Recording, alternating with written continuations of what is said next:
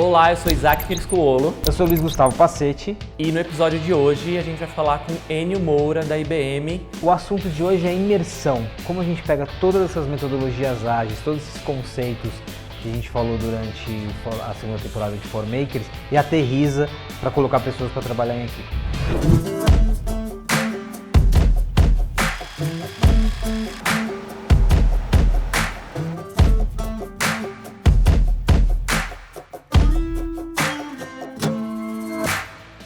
Enio, muito obrigado pela presença aqui no ForMakers. Eu que agradeço a presença aí para esse evento aqui. É um evento, o ForMakers é um evento, literalmente um evento, porque a gente já está terminando a temporada, falamos bastante sobre metodologias, inovação, e o contexto do Enio lá da IBM é bem interessante na junção de tudo isso. Conta um pouquinho para a gente o que você faz lá na IBM. Dentro da IBM, sou responsável pela área de garagem, de inovação, né? Uma área destinada à consultoria com DNA Maker. Opa! Ou seja, realizar o sonho dos clientes ou materializar esse sonho dos clientes em um produto. O garagem, essa ideia tem a ver com essa questão das startups surgindo em garagens ou é outra? A ideia da garagem, ela vem sim do conceito de garagem que já vem desde 1940 com HP, onde você começa com uma ideia pequena, né? Mas que no final, essa ideia bem moldada e bem lapidada, né? Ela se transforma numa ideia ou numa revolução, uma inovação, né? Que pode transformar aí a vida de todos. A gente tem vários casos que nasceram de garagem. A gente tem os mais recentes, né? Da Apple, Microsoft, mas esse daí já vem da Disney, já vem da HP. Tem algumas gerações. Tem umas gerações de garagens aí. E a gente é essa nova geração aí transformando a própria IBM. Enio, qual que é o desafio quando você reúne, porque lá no garagem vocês levam os clientes para co-criar e tal, depois até vai falar um pouco mais sobre a metodologia. Qual o desafio de você sentar com um cliente e resolver coisas factíveis usando metodologias, assim, qual que é o desafio de aterrissar e resolver o problema? Olha, começa com o comportamento humano. As pessoas realmente querem respostas rápidas, decisões rápidas, né?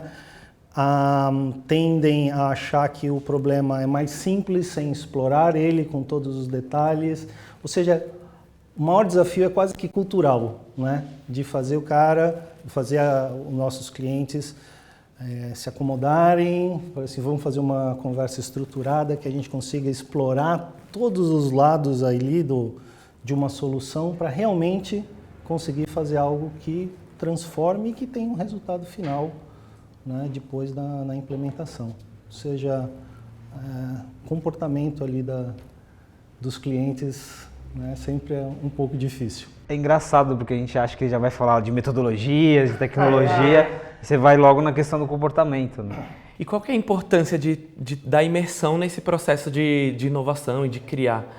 Porque a gente já falou aqui de protótipo, de materializar algumas coisas e estar num espaço físico deve mudar um pouco a impressão do processo como um todo. Qual que é a...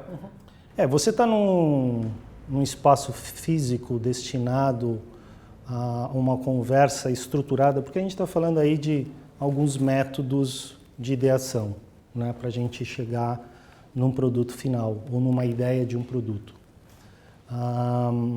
Se você pegar uma sessão de Design Thinking, que você vai lá e resgata quem é o seu cliente, quem é a persona que a gente vai colocar, você ter essa conversa estruturada, né, dentro do método, que você consiga fazer a pessoa não ser tão apressada a tomar as decisões, quer dizer, convergir bastante, né, divergir bastante das ideias, explorar todas as ideias, por mais absurdas que elas sejam, para depois você convergir, né, numa solução, é o diferencial, é foco, né? Ou seja, você conseguir levar essa pessoa para dentro desse ambiente, fazer essa conversa estruturada, colaborativamente, escutando todas as partes envolvidas, é o que faz uma solução ser mais bem aceita no mercado.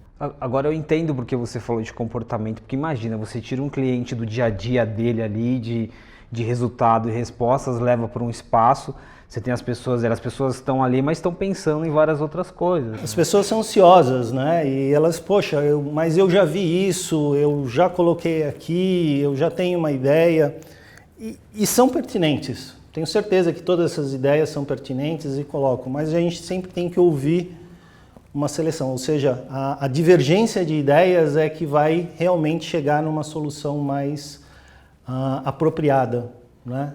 Quando você fala de produto, não é só uma coisa física, né? Um produto físico. Tem serviço, experiência, na hora de criar esse produto para algum cliente, Sim. Envolve tudo isso. Sim, exatamente. Por exemplo, eu posso chegar no final de uma sessão ali de ideação, uma sessão de design thinking, onde eu quero descobrir que o setor de seguros é o meu cliente principal. Eu quero fazer uma plataforma que mude a forma de se vender seguros, não é? E aí você vai começando a explorar todas essas ideias, tá? E aí você vai ver que tem soluções para seguro automotivo, vai ter soluções para seguro de casa, e cada um vai ser um produto Diferente. né, diferente, né? E que não precisa ser exatamente software. Eu posso ter essa grande ideia inicial, né? E muito dessas ideias podem ser ações, podem ser mudança de processo, podem ser Qualquer coisa, desde qualquer uma fábrica coisa, até desde uma fábrica. Essa questão da divergência ela é importante, porque muitas vezes, quando você vai desenvolver métodos, dinâmicas, metodologia ágil, as pessoas acabam tendo bloqueios, né? A gente falava um pouco antes. Às vezes você acha que a sua ideia é absurda, às vezes, e muitas vezes você tem o líder atuando ali nessas dinâmicas, tem um desafio que a pessoa fica intimidada. Como quebrar isso, né? Como tirar essa barreira e entender que cada ideia, por mais absurda que seja, é importante? Esse papel é que o designer que vai conduzir essa sessão, né, é fundamental. Cabe a ele trazer o time ou trazer aquela equipe que está explorando a participar. Tá? Quando a gente fala de uma sessão de ideação, de uma sessão de design thinking, a gente está falando de uma sessão colaborativa. Você ter uma pessoa que coordene isso e que chame as ideias e de que tirem as pessoas dessa zona de conforto é muito importante. E ele tem que ter a senioridade, inclusive de repente, se ele achar que tem uma pessoa polarizando, né, de convidar essa pessoa para falar assim, então vem aqui, você vai desenhar, vocês vão dar ideia. É difícil, ele precisa bem ser difícil. Um psicólogo da... Tem que ter jogo de cintura. Precisa ter jogo de cintura, mas e é mais comum do que vocês imaginam, tá? Principalmente quando a gente fala que é importante você ter todas as figuras ou todos os stakeholders dentro de uma solução, invariavelmente você tem os líderes, você tem os chefes, né? E essas pessoas, eles são um membro que tem uma responsabilidade na ideação, mas não são só dela. Aquele time é que vai fazer a diferença. A condução do designer é fundamental para descobrir essas varianças, né, entre as pessoas que estão participando, que não estão participando, e trazer elas para a discussão, porque é uma discussão estruturada e que quanto mais informação, quanto mais experiência serem produzidas, entregue, melhor vai ser o resultado final. Bueno, por exemplo, eu tô até aberto aqui, abrir aqui a metodologia do IBM Garage, é uma metodologia global, né?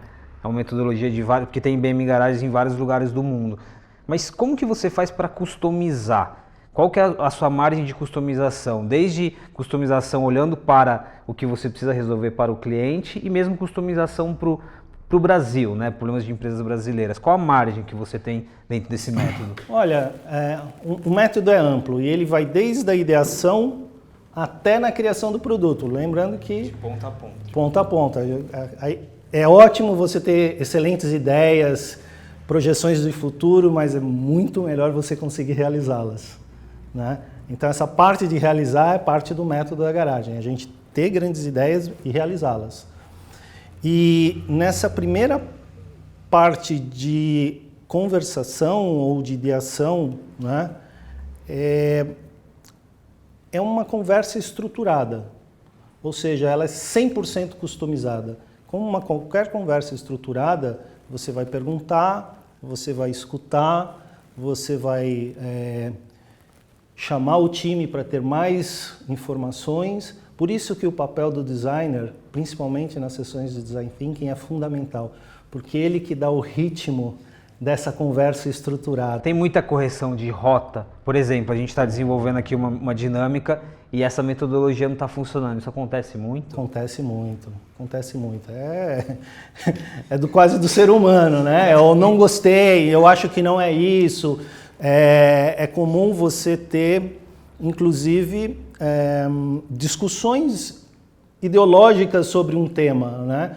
Porque a área de TI entende que isso daí é um negócio custoso que não vai trazer, que vai colocar, e a área de negócio entende que isso daí é fundamental para o negócio. E eles têm visões antagônicas do mesmo problema, né? E esse que é a parte bacana do processo, é unir essas visões totalmente diferentes num bem comum, né, que é a ideia final. Que também é a ideia de divergir, né? O processo ele expõe essas dores, digamos assim, e depois o objetivo ali é encontrar um pouco porque você vai olhar, você vai ver, essa é a pessoa que está sofrendo, essa pessoa que está... E é engraçado que quando você expõe principalmente a persona do que você está querendo entregar para essa, como solução, para essa figura, é que começa as pessoas a refletir. Poxa, é verdade, a vida dela é ruim. Poxa, isso daqui realmente não é bacana. Isso daqui. E aí a pessoa refletindo, ela começa a abraçar com mais facilidade a causa dessa pessoa que você está querendo fazer a solução final. Então, o processo com o andar da metodologia, ele vai sendo ajustado e as pessoas vão começando a divergir, mas elas vão por uma convergência e no final é bacana de você ver que todo mundo fala assim, não, puxa, isso daqui realmente é o que vai fazer o diferencial, né? Então, a gente então está falando de um processo que a metodologia em si, sozinha, ela não faz nada, precisa desse curador, esse especialista que vai guiando o processo. Sim. Quais os cuidados, por exemplo, dessa pessoa? Como que ela se prepara para esse desafio que é super complexo? Que exige, sei lá, de repente uma bagagem e um conhecimento muito amplo do que está acontecendo ali, do cliente especificamente. Do cliente, do mercado, do contexto, né? Lembrem-se que é uma conversa estruturada. O designer, ele tem um papel fundamental nessa estruturação de conversa, certo? E ele tem que ter o perfil de uma pessoa colaboradora, certo? Ninguém vai conseguir responder sobre indústria, sobre isso, mas muito provavelmente as pessoas que estão naquela sala vão ser grandes conhecedores de vários pontos. Ou seja, mais do que ele ter uma visão de tudo, é importante que ele saiba pegar essa informação e transmitir de forma colaborativa entre essas pessoas envolvidas. Então, hoje dentro dessas sessões você tem um arquiteto também, você tem alguém de indústria e você tem um cliente. Ou seja, dentro desse squad ou desse time, né, você tem praticamente respostas para quase tudo. Se elas vão ser as melhores ou não, a gente vai saber depois.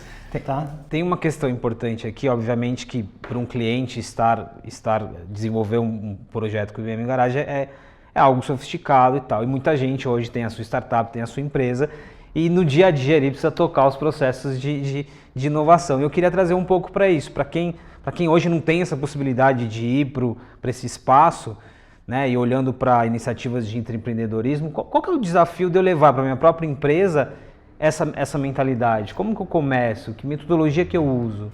Você tocou num ponto bacana aí. Hoje, 50% dos projetos, nesses 3 anos a gente fez quase mais de 100 projetos dentro da garagem.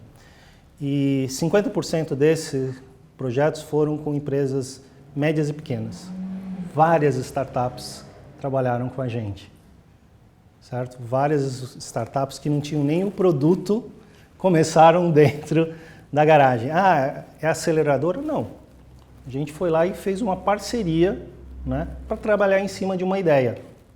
DNA Maker. Vamos ter uma ideia, vamos entender essa ideia, vamos ver como que eu consigo trabalhar com você para materializar essa ideia. Mas voltando à sua pergunta, eu acho que é uma questão de cultura. Eu estava falando um pouco antes de a gente começar a sessão de que trabalhar com startup ou trabalhar como empreendedor dentro do Brasil, com todas as dificuldades que a gente tem econômica, é um desafio. Mas você tem que abraçar o risco. Fail fast, learn fast, né? Se você está achando que você vai ter uma primeira ideia, que você não vai explorar, que você vai acertar já de primeira e vai virar um unicórnio, a história mostra que não é bem assim, né? De 1000, um vira. Ou seja, a dica principal é mergulhar de cabeça e explorar a sua ideia, né? Colocar ela em prática. Quanto mais rápido você colocar em prática a sua ideia, mais rápido você vai aprender sobre o feedback que vai ter do seu produto, seja ele qual seja, e aprender o que precisa mudar.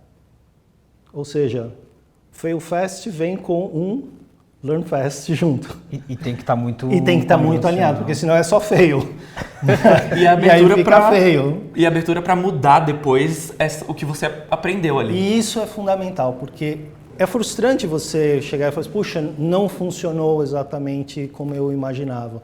Mas aprender rapidamente e agir rapidamente também, né, para conseguir tomar um novo rumo, é mais importante do que qualquer metodologia que a gente estiver falando aqui, seja ela de A, B, C ou D. Vamos dar uma olhadinha agora um pouco da dinâmica de trabalho na IBM Garage, depois a gente volta para exemplificar algumas coisas. Joia.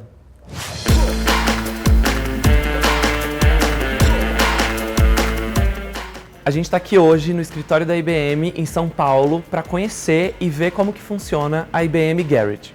Aqui na garagem, a gente trabalha desde o início da ideação de um produto até um MVP, ou seja, um mínimo produto viável para ir para a produção. Ou seja, desde a fase da ideação até a de produto, tá? E aí eu vou mostrar como é que funciona isso daí. Quem é o Isaac? Um jornalista apaixonado por entretenimento e inovação. Olha! Atualmente Content Distribution Strategist no meio e mensagem. Muito legal. Quem é o Luiz? Um Pacete, jornalista pós-graduado em inovação, design muito e legal. estratégia pela SP, Vou mostrar pra ele depois. especializado em jornalismo digital.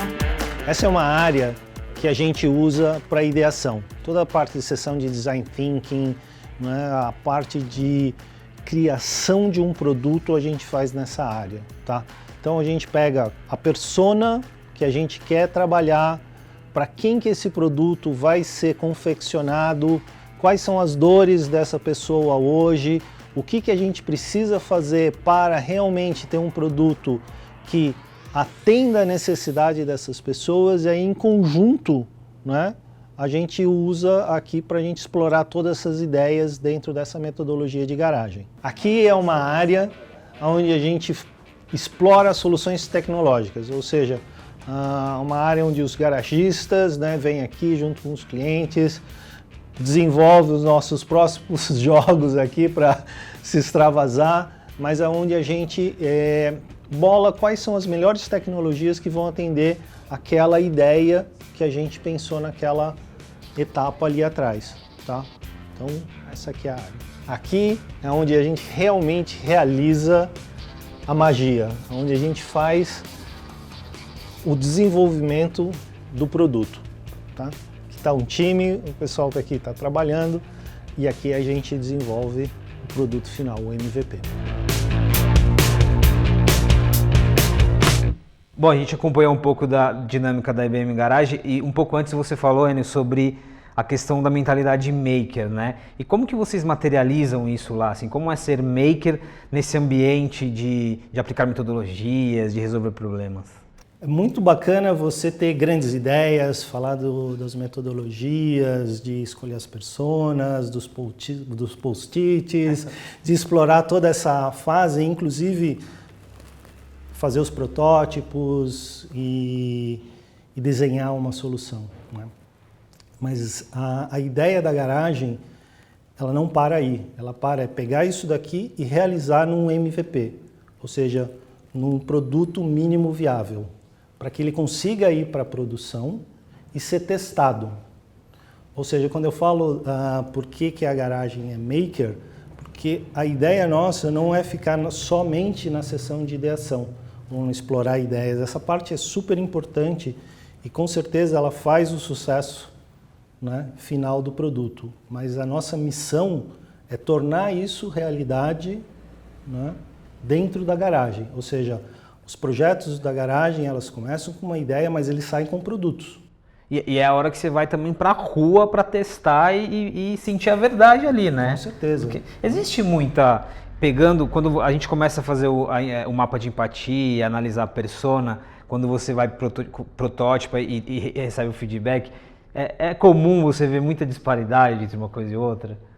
Olha, não é tão comum, né? Mas acontece. Né? Acontece porque a gente tende a achar que a gente sabe resolver tudo, né? E a gente, não, estou aqui com a melhor equipe de técnicos, eles são descolados, eu estou com o meu cliente, eu conheço o meu cliente, eu conheço como ele conversa e como ele responde, e você de vez em quando você monta toda essa estrutura, faz ela organizada, segue o melhor processo de metodologia, mas quando você coloca isso, e pode ser um chatbot, né? As pessoas começam a falar, não gostei da resposta, não gostei da resposta, não gostei da resposta. Precisa ter um exercício de desapego também, né? E é isso a questão das pessoas, né? Que a pessoa já vem com um produto já pré-concebido. A gente não... Geralmente acontece isso quando você não diverge tanto, né? Você não tem tantas grandes ideias, você acha que não, isso daqui funciona mais ou menos assim. Acontece, e a parte boa é que você já tem uma certa maturidade e você consegue consertar isso, né? Ou consertar não, ajustar isso de forma rápida também. É o fail fast, learn fast, action. Qual o desafio de fazer todo esse processo numa empresa, numa multinacional, numa empresa grande? Você falou que vocês trabalharam bastante com médias e pequenas empresas e qual que é o desafio de uma estrutura, quando você tem uma estrutura gigantesca? É fazer a estrutura gigantesca, entender o que é um projeto de garagem, né? É um desafio, tá? É um desafio que a IBM está encarando e está aprendendo a lidar com isso, né? E não é só pelo lado da própria IBM, né? Que ela tem que ser mais ágil, ela tem que abraçar mais o cliente, ela tem uma relação diferente com o cliente, né? Quando a gente está falando aqui nesses processos de inovação, a gente está falando de fazer não um produto para um cliente, mas um produto com o cliente, certo? Então eu vou lá e vou trabalhar com eles para solucionar o problema dele. É uma cocriação. Tá? É uma cocriação. A IBM está aprendendo com isso e os próprios clientes, né, quando vem a IBM, também estão aprendendo com isso. Porque, poxa, uma ideia, essa ideia que eu fiz lá não foi exatamente o que eu imaginei, então como é que a gente faz para acertar? Não. Tem o segundo passo, nós não acertamos tudo, mas tem um segundo passo, que é a parte de cultura que a gente falou no bloco passado, que é a cultura.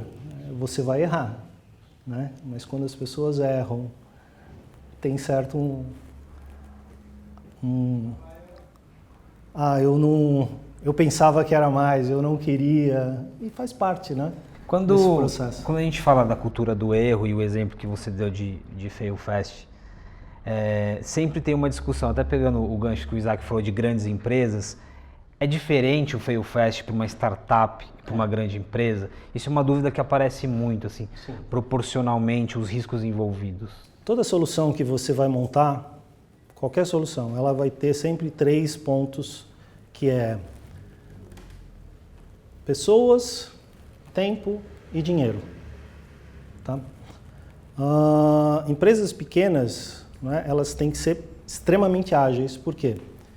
Porque pessoas, tempo e dinheiro são escassos. Tá? E quando ela falha, né, ela sente mais.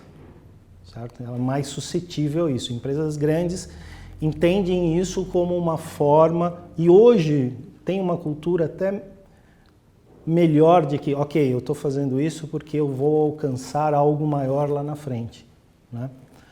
As empresas pequenas são mais suscetíveis financeiramente. Elas sente ali, é muito rápido a sente resposta. ali, eu falhei, e agora, como é que eu faço para dar o segundo passo e não falhar? É o learn fast, que é extremamente importante. E tem que saber que faz parte do processo você errar. Agora, tem que saber o que é errar, né?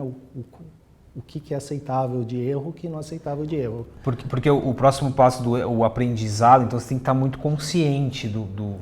Tem um risco, o meu erro envolve esse prejuízo.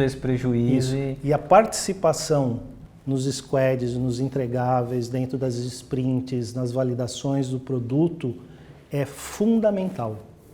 Tá? Não vai ser um pedaço que vai resolver. É uma união entre cliente e fornecedor, seja ele, dê o nome de qualquer um dos dois, certo? Eles estão trabalhando junto para fazer alguma coisa. Isso daí é uma coisa que a gente ainda tem que aprender um pouco melhor de como que a gente faz parcerias. Colaboração, né? Colaboração. Nossa. Eu tenho um comentário sobre essa...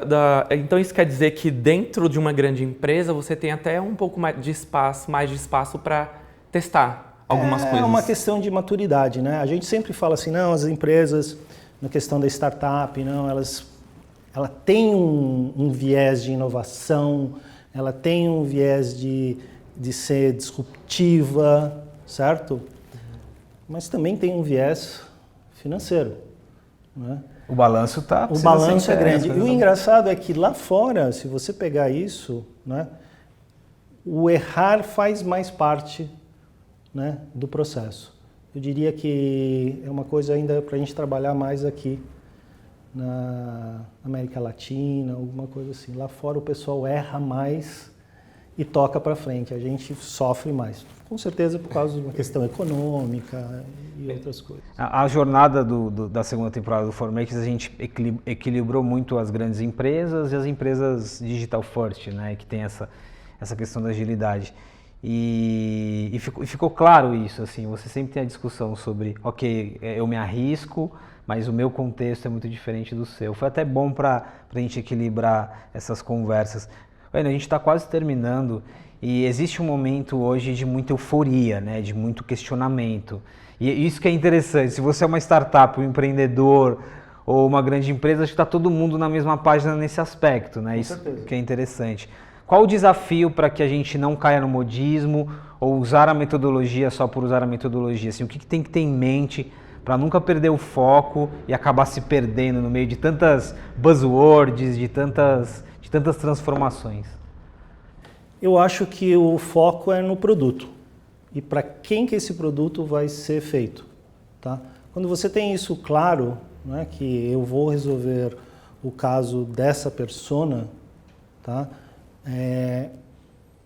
A tecnologia ela vai vir para agregar, para você realizar isso daí. É uma parte do processo de criação. Tá?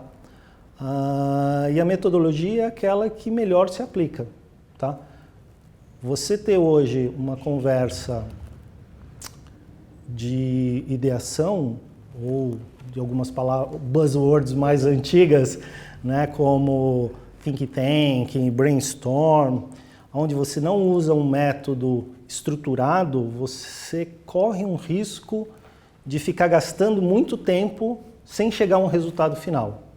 As metodologias, elas vêm para ajudar, para delimitar esse processo, certo? Ó, faça isso, tenha essa parte, corra isso. Então, elas são extremamente importantes, mas elas só vão funcionar de acordo se você tem uma ideia que vai ser resolvida para alguma pessoa que funcione. Senão, esse é o ponto. metodologia. A metodologia ela não vai resolver os seus problemas por ela sozinha, ela é apenas um facilitador. É um facilitador. Um processo, né, para Exato. chegar em algum lugar. É importante, mas se você não tem a ideia, ela fica secundária. Não transforme o método ágil em sua religião. É importante. Eu acho que o resumo é colabore, tipo, não sofra com o erro Sim, e siga a metodologia. sim. Mas erre consciente, isso aí. né? Ô, Enio, é isso. Muito obrigado. Obrigado Eu que agradeço a pela vocês. presença Obrigado. aqui e pela visita, por nos deixar acompanhar um pouquinho lá da IBM Garage. Poxa, eu que agradeço. É isso. Olá, hoje a gente vai falar sobre Design Thinking, mas antes de falar de Design Thinking, acho que é importante a gente deixar claro o que é Design.